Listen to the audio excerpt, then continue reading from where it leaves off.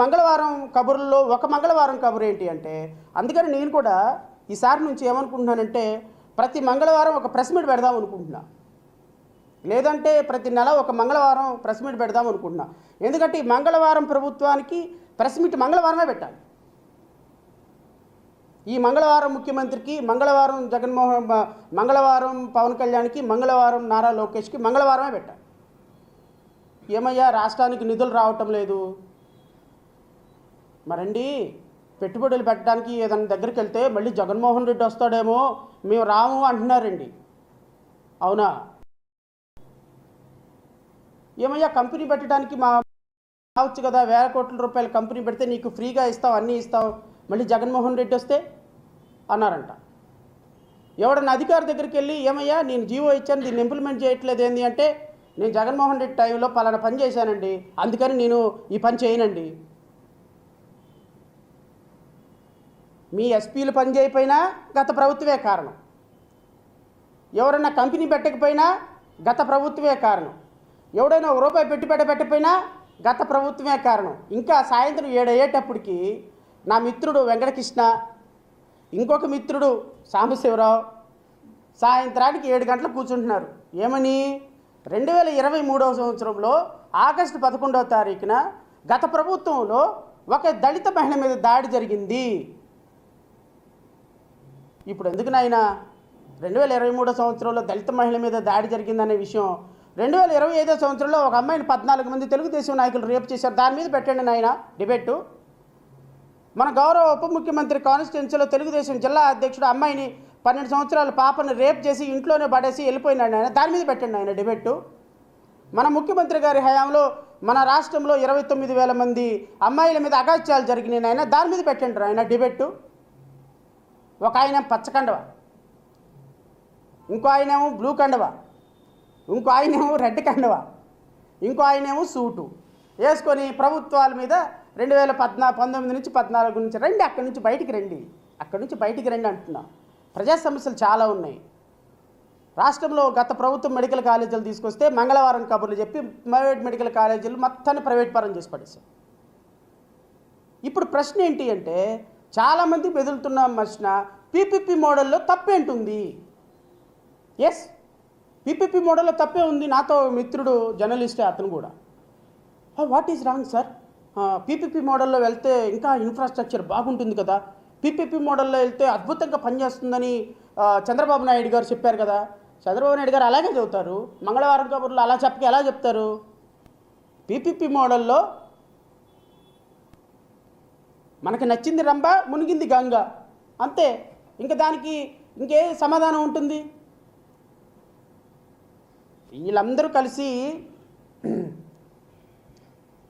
కుక్కని మేకని ప్రూవ్ చేయాలనే ప్రయత్నం చేస్తున్నారు. ఫస్ట్ దీనికి ఆద్యులు చంద్రబాబు నాయుడు గారు.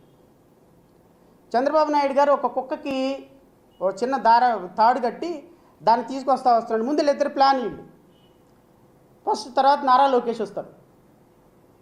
ఏమిటండి ముఖ్యమంత్రి గారు, ఎక్కడికి మేకని తీసుకొని వెళ్తున్నారు? మేకని గడ్డికి తీసుకొని వెళ్తున్నానండి. కొద్దిగా దూరం పోయిన తర్వాత పవన్ కళ్యాణ్ గారు వస్తారు. ఏమండి మీ మేక బాగా కుదమట్టంగా ఉంది, బాగా అన్నీ వేసి పెంచుతున్నట్టున్నారు మేకని. అవునండి, మా మేక బాగా మంచి మేక అండి, దీన్ని బాగా కుదమట్టంగా పెంచుతున్నాం. Okay, very good. అటుపోయిన తర్వాత హెల్త్ మినిస్టర్ వస్తాడు.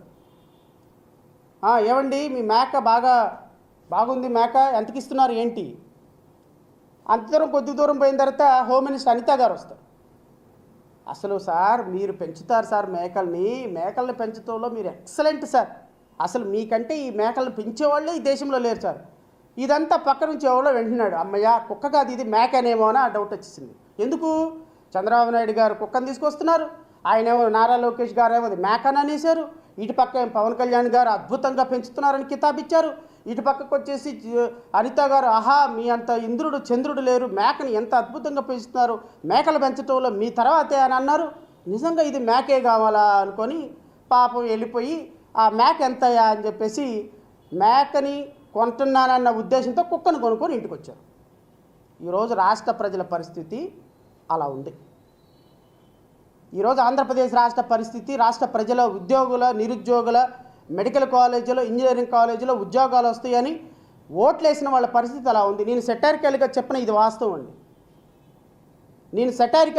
ఇది వాస్తవం.